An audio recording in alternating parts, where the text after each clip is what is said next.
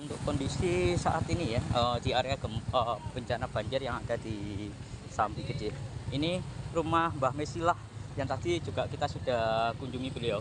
Eh, Seorang diri, tinggal seorang diri, dan rumahnya roboh. Dia tinggal seorang diri. Mungkin sangat layak untuk kita menjadi perhatian kita semuanya nantinya. Ini lokasi Mbah Mesilah, Mbah Mesilah 70 tahun, seorang diri.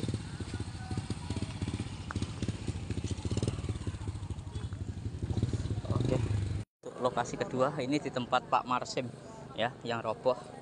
Jadi untuk di wilayah Sambi Gede memang belasan rumah yang terdampak dan yang roboh ada 2. Ini di tempat Pak Marsim kondisinya seperti ini.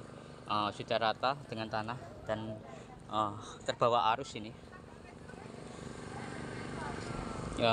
Kita OTW untuk mencari Pak Marsim dulu yang ada di posko. Oke.